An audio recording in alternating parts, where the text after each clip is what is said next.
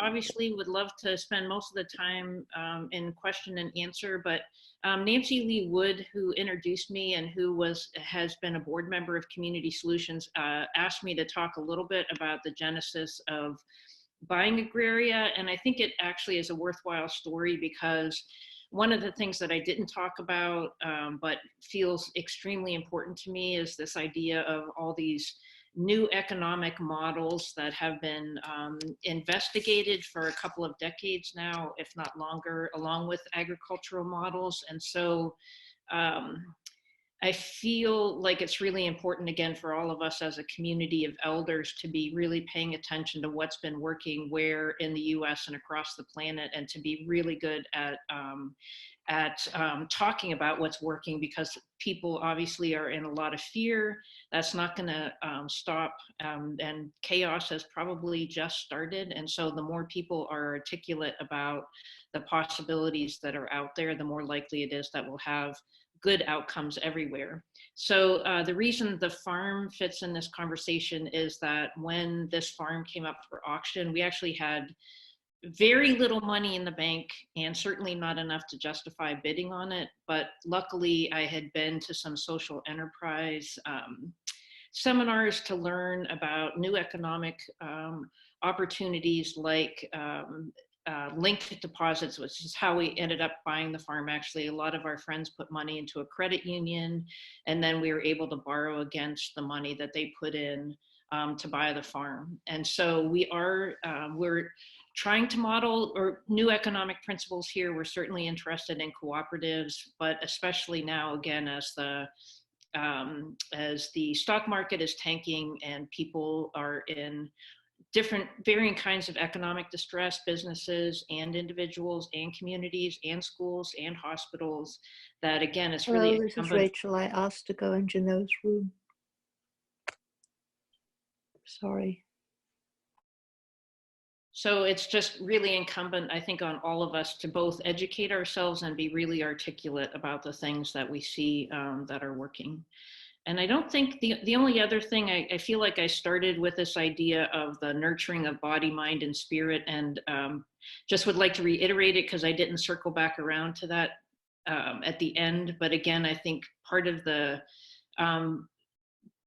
nurturing the mind is to kind of help other people see the sort of framework for why we are where we are, and nurturing the body being the growing food everywhere, but then also recognizing, as, and Adam, you sent me a beautiful poem about this, about the importance of the world just stopping, and this reset button that we've been gifted with, and that, you know, chances are we would have run the planet into, or we would have run our human race anyway, into oblivion if we had not been given this opportunity to pause and think about where we'd like to go. So those are the things I wanted to make sure that I said in this session, but happy to answer questions or engage in dialogue, what people are thinking. I've been mostly in conversation with folks in Ohio, so I'd love to hear what people are thinking in other parts of the country and other parts of the food system and economic system and educational system. So please. I just want to tell a little story about what we're doing here in the greater DC area. I'm in Tacoma Park, which is kind of the hotbed of radicalism of the region, one of them anyway. And a couple of years ago, a group of us began meeting just to talk about how did we want to see development go in the future. And one of the topics that we addressed was our regional food system. And since the shut-ins, we've had to do a lot of pivoting to help farmers markets, co-ops, local growers kind of develop alternative systems. We now started a weekly Zoom meeting on Wednesday evenings that's aimed at connecting farmers. Farming is a relatively isolating kind of activity. You're usually just spending your day on your farm from sunrise to sunup and then longer. And there are not a lot of social opportunities. So this is a venue for people to share the experiences that they're having now and to let us know kind of in the down county. The northern part of our county is a 93,000 acre reserve, agricultural reserve, where development rights have been restricted to agricultural, products, etc. And the population center is the southern part of the county. So we're hearing from the farmers their needs, challenges, and in some instances we're able to help out. So that's helping us to establish some connections with our local growers.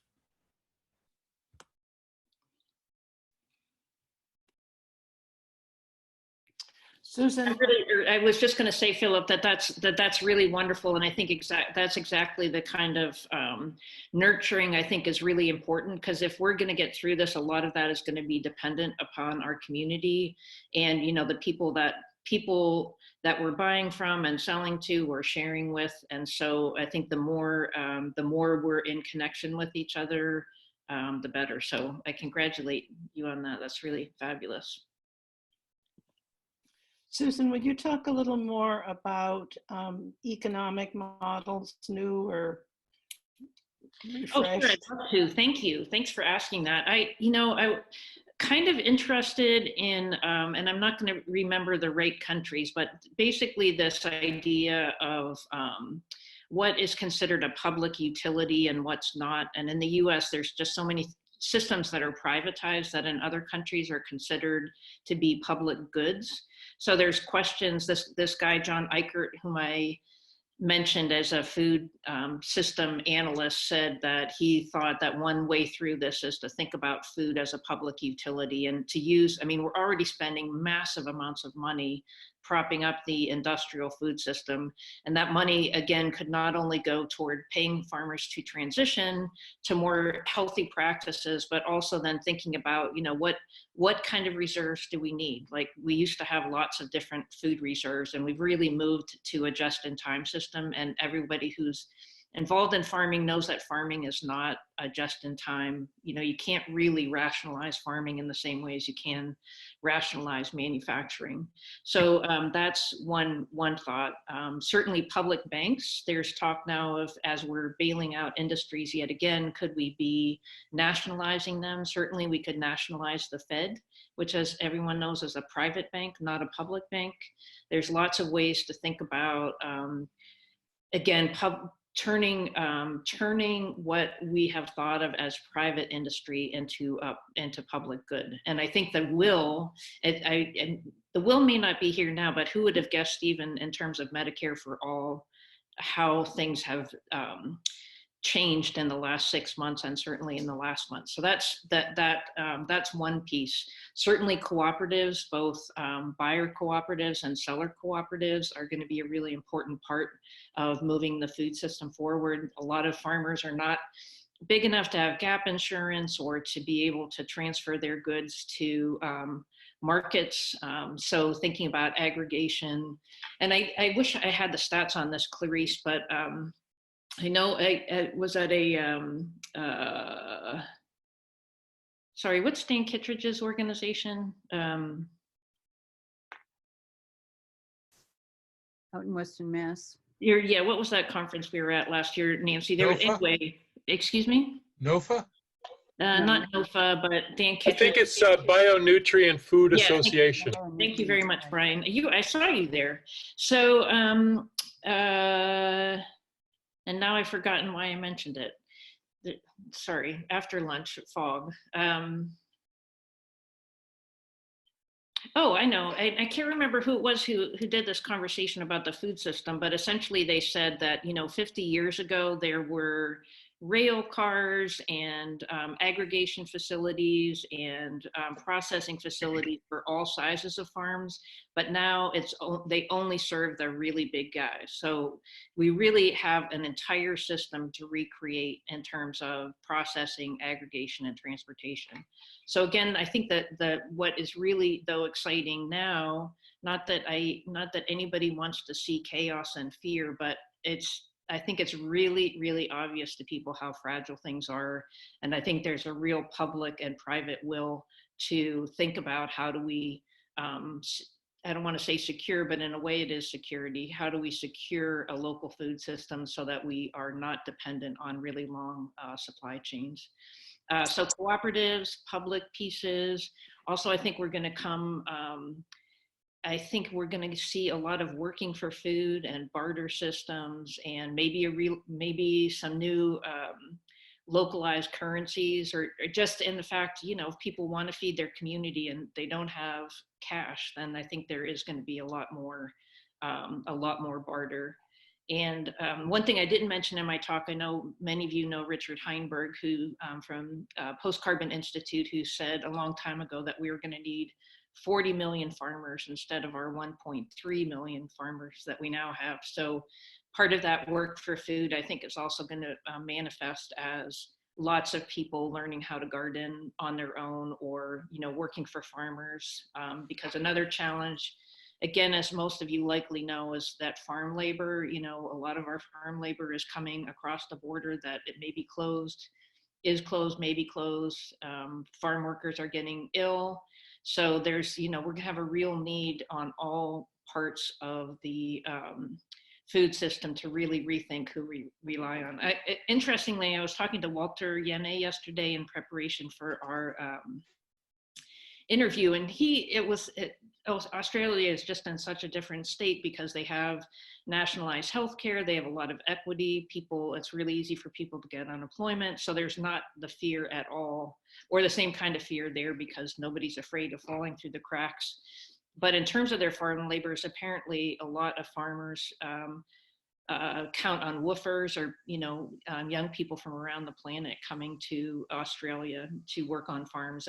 But there's a lot of concern on the part of farmers to make sure that their young people are cared for. It was really kind of a lovely thing to think that you have farmers who are thinking of their laborers like their kids, and wanting to make sure that they were, you know, not taking advantage of during this really challenging time. Along those lines, Rid Shin, who's a rancher and an entrepreneur from central Massachusetts, and who 20 or so years ago began to figure out the proper breeds that work well for mass marketing, because Whole Foods, and for example, wants to sell grass-fed beef, but the cuts all have to be consistent, and that can be, I don't know really anything about it, but based on what he's told us, that can be difficult to do. So he looked around the world for breeds of cattle that would satisfy that requirement, and he found them in New Zealand on a ranch where the rancher was just gonna do sheep. And so he got an investor to help him put around 90 head of cattle into a 747 and fly them from New Zealand to Los Angeles, where they were in quarantine for a few weeks, and then from there to New England, and they pretty much all survived the trip. And he developed a solid approach to raising and marketing those animals, and he's now developing a finishing operation in New England. You may know that all cattle are grass-fed until they reach a certain age, and then they're finished for the last 6 or 12 months. And that finishing usually happens on factory farms, but most of them come from small operations. And the situation in New England was, if you had a ranch with 25 head of cattle, you had to ship them out to the Midwest, where they would slaughter them and pack them up and send them back to your ranch in Massachusetts. And so he's worked really hard at getting access to abattoir in, I think it's in Vermont, and he has begun to sell beef, and he aggregates the finishing operation on a large piece of land that has lots of grass, and he gets them from various ranchers who want to ranch that way. So they're finished in New England, and they're processed in New England, and now they're in some New England supermarkets. So this is taken a couple of decades, but it's making big progress, and they're in a local supermarket chain, and it's his ability to do this is catching on. Yeah, I was going to say that that's exactly the kind of story that really needs to be broadcast widely, because I think communities need to sort of hear what other people are doing and how it's working. Well, he's trying to do that, and you can go to bigpicturebeef.com. I think that's his current website, and he tells a lot of the story there. Let me just double check on the URL. But his name is Ridge, R-I-D-G-E, Shin. So I see a couple of questions down here. Yes, I think the Bionutrient Food Association is one good coalition. Regeneration International, there's actually a lot of really interesting organizations that are part of that. It is kind of interesting because I said in the talk that farming is local, or regional, if not local. And I think, part of the Blessed Unrest conversation is this thought that we all need to be taking leadership in our own community. And I think one of the obvious things, I didn't say it in the larger group in regard to what's happening internationally, but I think we all recognize this is really maybe not the beginning of the end, because it's been ending for a while, but the beginning of the end of the American empire experiment. And lots of countries are going to be and are forming other alliances, and then also kind of going on their own to the extent that they can. So there's a lot of shifting, both politically and economically and trade-wise. But the good, so I think and I don't think we're like very close to like recognizing it may not be in our lifetime the end of like a federal system, but we're certainly seeing lots of leadership on a state level and on community levels. So I think this, again, with the Blessed Unrest idea of people really taking action in their own community, not forgetting that they're part of a global environment, but really not waiting around for Congress or the president or large organizations. I think we can learn from each other, but I don't know really if the answer is in a homogenous organization that's sort of gathering everyone together. On the other hand, I do agree with this connecting up with the health movement. I know there's been a lot of sort of side conversation in terms of coronavirus, of the kind of herbal, basically that all the talk is about big pharma in terms of any kind of response to the coronavirus, even though other countries, including China, had a big herbal response to care for people who had the virus.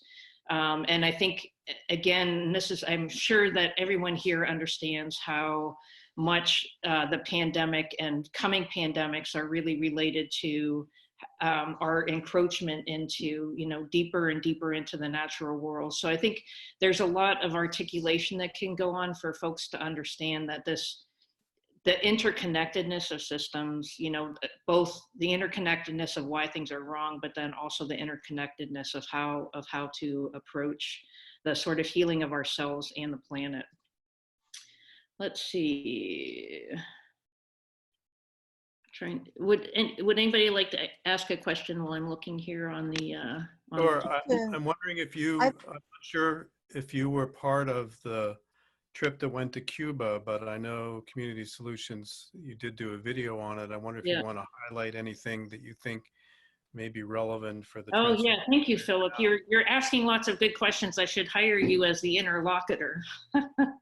So no, sadly, I joined the organization after that trip, but it is true, and I should have read up on it before this talk, but I know, as many folks know, that Cuba has one of the best healthcare systems on the planet, and they regularly send doctors across the planet as relief workers, and the number of Cuban doctors are fanning out now globally to support other countries.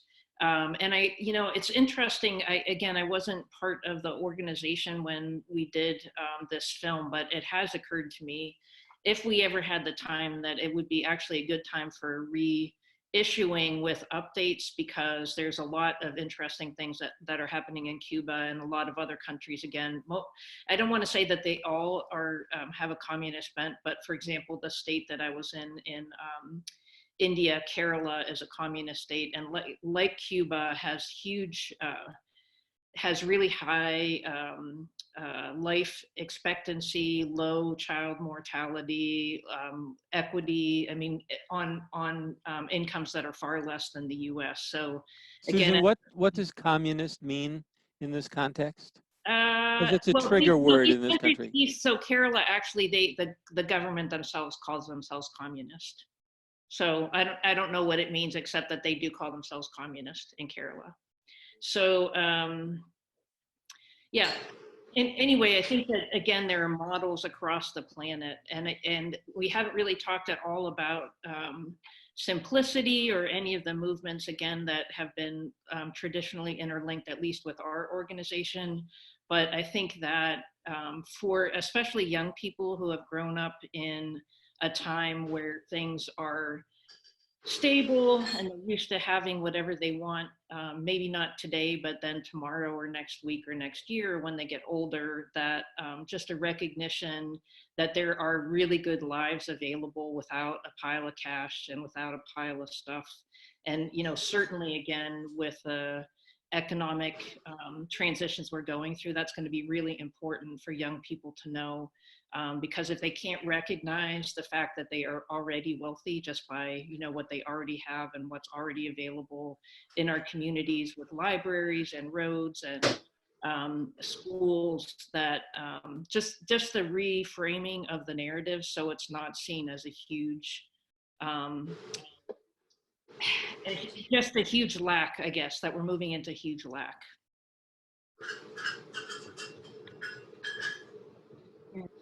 Could I just say something? This is Nancy Lee Wood.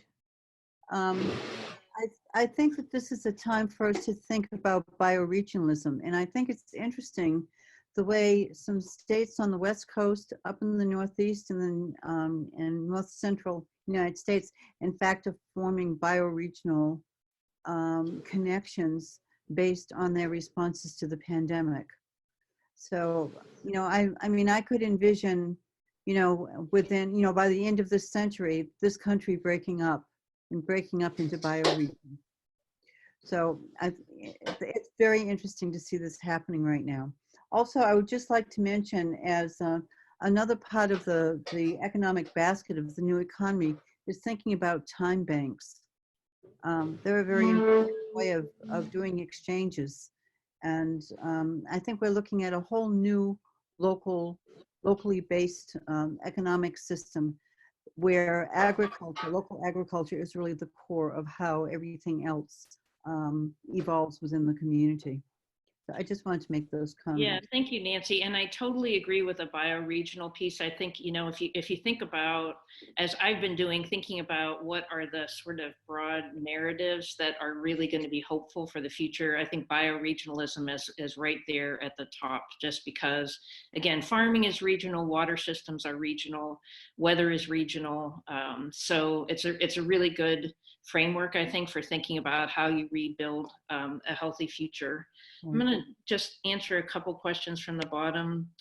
So the spirit part of body, mind, and spirit, I mean, essentially, I really do see this as many people have been talking about this as sort of a spiritual dark night of the soul, or a transition. Some of you are familiar with Joseph Campbell's The Heroes. The Hero's Journey. The Hero's Journey, is that the name of the book?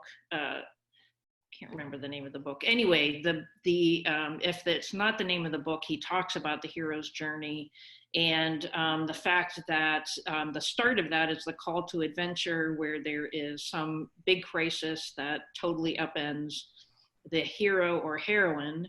And there's a lot of people who feel that this is sort of humanity's call to adventure, when we've had this collective reset. And so we have the opportunity to kind of collectively go through the dark forest and to meet all kinds of dragons, and collectively slay the dragons. Although probably ecologically we wouldn't want to slay dragons, but that's just the way the story's traditionally told. But the good thing about the hero's journey is that at some point there is kind of a paradigm shift. We might call it a paradigm shift now, or some sort of realization that the hero or heroine are able to bring back to their communities and to really radically reshape the future. So this hero's journey is sort of laden throughout all cultures. The myths of all cultures have this hero's journey somehow interwoven in their mythology. And I think it's that, as well as the Dark Night of the Soul, are really useful kind of archetypal framings for what's happening. Because I think it was Kunstler who talked about this as a predicament. We don't have a problem, because a problem assumes that, you're going to solve it. But what we have is a predicament, that we have this, this is just one framework. We have this globalized system of trade, a neoliberal sort of takeover of the planet. And it's not working. People know it's not working. It's crumbling. And our collective task as humanity, is to sort of go to the heart of the system and figure out how to remake it. And in some ways, I think it's really interesting to think about things crumbling, because I think part of what people who are, certainly the people here who are change makers, we're trying to find, like, what are the leverage points and what do you pay attention to? And I think we all know we can't spend 24 hours a day on the media, because it's all fear and, trying to get things back to normal. So what are the leverage points? And I think the reason why people are interested in working with soil, for example, is that it's obviously a huge leverage point in health systems and farming systems and ecological systems. So for me, thinking about the leverage points of where we are now is not to spend an awful lot of time rebuilding the old, but to really be articulate about what the new is. And this kind of goes into another question I saw is related to the spiritual part. Or maybe I just did say that, the Dark Night of the Soul. But I think part of what Joanna Macy and many, many, many other writers have talked about is the fact that a lot of our systems, or all of our systems essentially, are based on Newtonian physics, a mechanistic view of the universe, the sense that the universe is a machine, that people are machines, that animals are machines, that ecosystems are machines, and we can essentially cut things up and put them back together without really impacting the whole. And what, the Gaian philosophy, which is now almost 50 years old, and then holographic universe paradigm and other paradigms really recognize that we live in a really deeply, deeply interconnected universe, not only on a physical or chemical or biological level, but also on an energetic level. And so part of the spiritual transition, and I think of regenerative agriculture as deeply spiritual in the same way as, this is terrible that is it Philip who keeps answering my questions for me? Okay, so the guy who Rudolf Steiner's philosophy,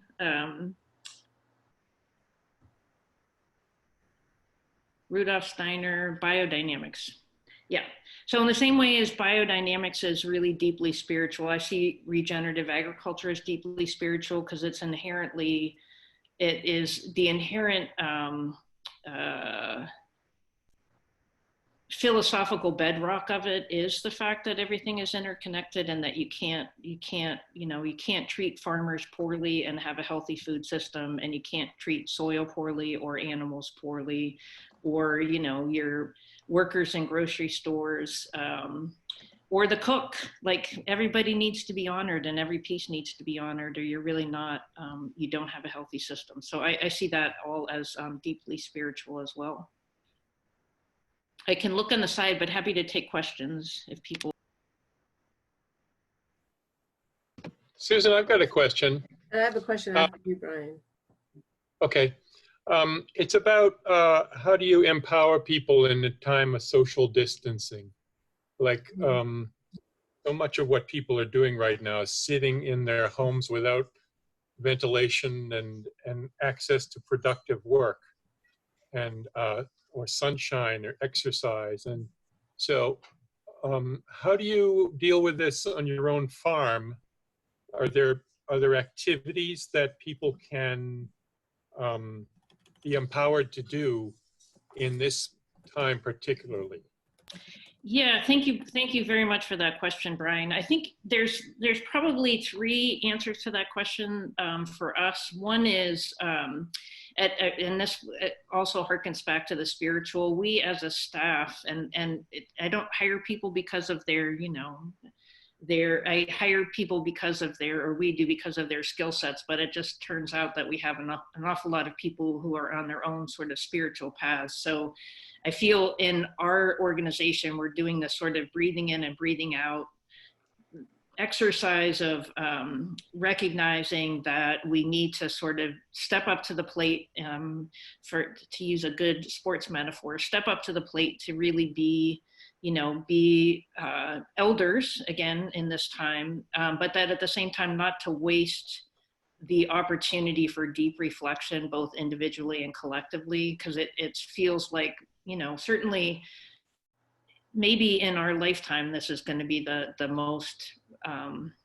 most meditative time that's being offered us. So there's a real opportunity to just explore who we are, like as individuals, again, as an organization. So I want to say that first. Secondly, we are really concerned both about local farmers and then also about local hunger, which I really can't emphasize enough, that I think it's really important that we encourage folks to grow food everywhere. Don't be put off by the fact that there's food being plowed into the ground. There are a lot of hungry people, and that's not going to suddenly change in 2 weeks or 4 weeks.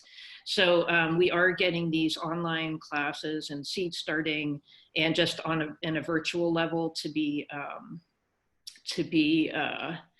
connecting experienced gardeners with people who want to get started. You've probably read the stories of the amount of seeds that are being sold out, and gardening supplies and chicks. So people everywhere are thinking of it, but just connecting folks up with people who have experience. And we're also working with community gardens in our area. And then the third thing, and I guess this is the body, mind, and spirit, actually, again, the spirit being like not wasting the time to be really meditative about taking in what's happening, the body part, feeding people, and then the mind part, again, to get like really clear. We've spent a lot of time talking about organizational narrative and like, how do we think about things like mutual aid networks and, again, regeneration or bioregionalism, to just get really clear about not that we want to have a party line, but that, again, for people for whom this is like totally out of the blue, this coronavirus, to really be able to help people understand where we are in history. And so I think that is available online. It's obviously a lot more fun face-to-face or hand-to-hand, but certainly available, as Philip was saying, in terms of his community gatherings, just being proactive. One thing that we haven't done that is on our minds, well, I guess I mentioned it a little bit, but we're developing a kind of discussion course similar to the Northeast Earth Institute discussion courses they have on climate change and agriculture, doing one based on this transition time, to be able to have sort of like a leadership seminar or discussion on, because that for people who are interested, there's the Great Turning, the Great Transition, there's the Eagle and Condor philosophy. There's just lots of indigenous and, you know, psycho-spiritual, psychology, lots of myth, lots of archetypal things that have been written about this sort of time in history. And I'm not really speaking just of the last 3 weeks, because obviously we've been in transition for decades, are likely to be in transition for another 3 at least. So so working on a discussion course, because we feel that it's really important for, you know, for people, and I'm thinking, you know, our partners here in Yellow Springs include the Dharma Center and the UU Church and Quakers, and just a lot of faith traditions that are, you know, have sort of a history of thinking more deeply about simplicity and equity and peace, and just having conversations with them, because we're not really called usually to be elders in our community. And it seems to me that that's really what's needed now, is really all of us to be, you know, both with each other. You know, I need an elder as much as anybody else does, but then also certainly for young people, again, for whom this is really like disturbing and will continue to be disturbing. So to give them the sense of being able to join their own heroic journey, you know, with replanting the planet and helping their communities eat. So, you know, thinking about reframing, not just because it feels right spiritually, but also because people need hope and they need a sense of agency. And that to me is what the food piece could really provide. Susan, I wanted to ask you a question. You said a couple minutes ago that you were talking about letting young people know they don't have to have piles of money for a job, that they can have a fulfilled whole life. But how do you juxtapose that with the real demand, the real kind of beginning to be angry demand for social justice? A lot of the conversations that I've have around climate get thwarted because, you know, you sort of say you have to do less, but people who have always had less want, you know, they don't want to give up what they didn't have, they want to have it. How do you address that, or what do you see are places to break the logjam? Well, you know, I hear what you're saying. I don't think that they're that the movements are mutually exclusive. And Right. There's a woman named something Marie Brown who's been writing lots of really interesting things about emergent systems. Yeah, thank you.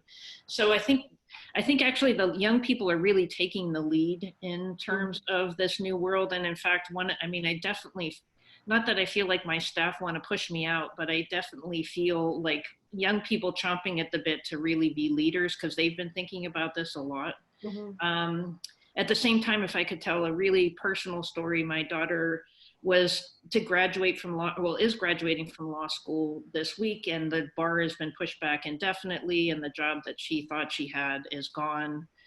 So I feel like there's a lot of young people like her who had a sort of framework for what they thought their future was going to be. And for her, and not that anybody can listen to their mothers, of course, but I feel that I can see a different kind of future for her that's probably better than the one that she anticipated. So I think that's the other part of being elders, is that for kids, and I shouldn't use the word kids, but for young people to understand that there have been other disruptive times in history. But I do hear what you're saying about the social justice movement, and that we can't let this sort of derail the need for equity. But I actually do see people of color and indigenous people taking a big lead in the move toward the future, and already have been. They've been creating models, and certainly, as folks know, indigenous people across the planet have been sort of the last line of defense for the planet. Thank you. Can I ask a question here? Hello. So my name is Maria Ernström-Fuentes. I'm from Finland. And we have probably a little bit different situation. Can you hear me? Yes. So we have a little bit different situation here, because we're also, of course, in the lockdown and all this, but we have a welfare state that is taking care of us, so to say. We have all the same problems with the farming in terms of not enough labor coming in. I have many questions if the Finnish farming system will hold together, but somehow, because there is the preparedness in Finland, we live next to Russia of storage and all these things, so we have a little bit of war preparedness, but I feel that it's building a kind of sense of security that we shouldn't have at this moment. And so people are not really, I get from what you have talked about that people are really waking up in the US right now. And here in Finland, I feel that there is this false sense of security that I don't know how to go about and around, because the amount of people that will go unemployed, but are on unemployment benefits right now, I just don't know how to handle it in this country, because the narratives that goes through this is that when everything will open up, everything will be fine. And I don't even know where to enter the discussion about food. So I don't know how you think about that. Of course, you're in a completely different setting, and I was just in the US, and I know the difference, but I'm struggling here to kind of bringing the regenerative perspective and get people to listen. So I wonder what you have to, if you have anything to say about that. Thank you for that excellent question. First of all, I could be totally wrong by the amount of people who get that we're moving into a new space. I think a lot of people, and I wouldn't want to guess what percentage of the population thinks we're going to go back to normal. But I know that there are more people than there were a month ago thinking about food security, but I don't know if that's the majority of Americans or not. Secondly, and this is just personally, my personal take on things as somebody who spent a lot of time in academic circles talking about sustainability. I really never felt like it was worth trying to convince anybody of anything, because there's like plenty of people who want to play with you, plenty of people at your playground. You don't need to kind of go and get the neighborhood kids to join you. So I think connecting up with people, and there certainly are plenty in Northern Europe and a lot of really exciting wilding projects. I think educating yourself and connecting up with like-minded people will keep you sane, because I think people come to things in their own way, and nobody, as you know, nobody likes the bearer of bad news. Like, let them figure that out themselves. If I could just chime in, you might want to start just becoming aware of what food chain disruptions there are. If you Google it, there are a couple pages worth of stories, and they're growing. So that's a way to educate people about how at risk they may be. Philip, do you want to type the Google search that you just did into the chat? You can just Google food chain disruptions. I'll paste it in, but. No, and I'm following this, and I know there is a Google document on all the that has been collected by researchers on the different impacts of the coronavirus on food. So I'm following that, but it's mostly US based. And as I said, we have, so even like Finland in comparison with Sweden, that doesn't have any storage of food, extra food, which Finland does have that. So even there, like the discussions that we are having in Finland are not as urgent as they are in Sweden, for example, because they lowered their storage some years ago. And that influences the whole sense of urgency, I think. But we have the same problems. Clearly, we have the same problems as everyone else. So yeah, and I agree with that, with connecting, and we're starting webinar series here on, we will have 9 sessions combining Swedish and Finnish regenerative initiatives and trying to get the word out. So we are doing that, but that's really great. Good for you. Yeah, so we will start on Monday, and it's getting great response. We have 100 persons in a couple of days that just joined in. So it's amazing, the response still, but in my research community, I would say that the awareness is quite low. Yeah, well, area-based. So if I could also just say, and this is again just my take on things, I feel like we've been pretty wildly successful, I would say, in our way at Agraria, in the sense of, you know, continuing funding and people who are interested. And I think that's because we talk about hope, and, you know, we're having a good time, and we're, you know, it's not, we don't, even though I do feel like we are moving into a time of austerity, I don't, you know, it's not, we don't lead with the bad news. So I think, you know, I mean, we all need joy, and that's going to be increasingly true as we move on. So.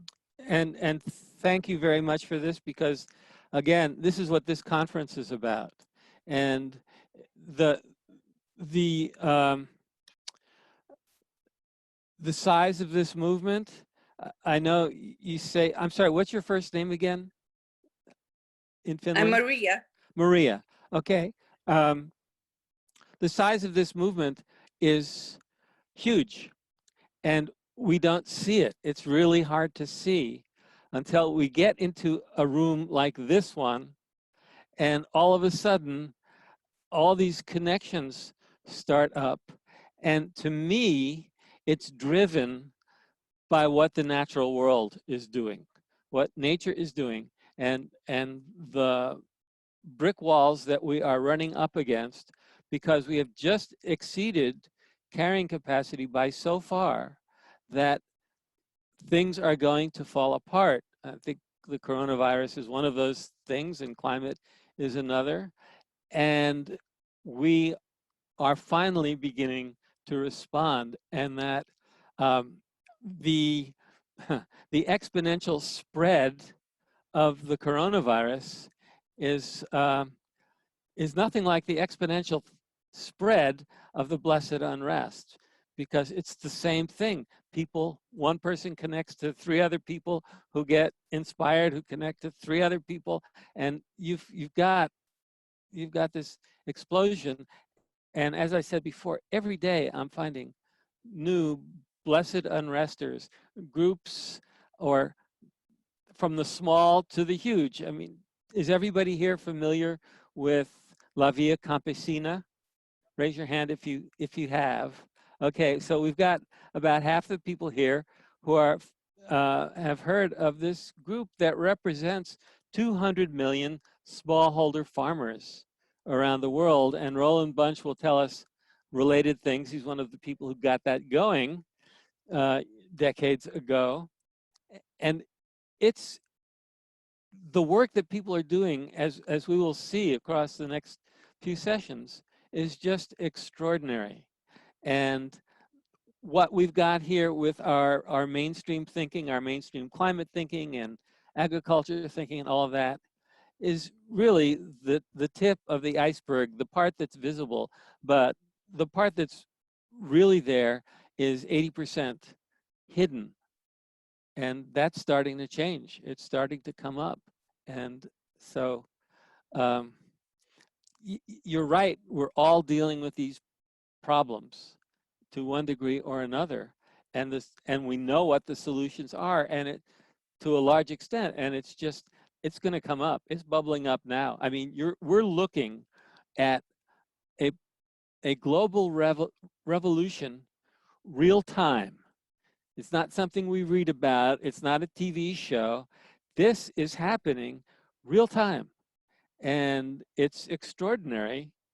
It's scary, and it's exhilarating, and it's everything in between.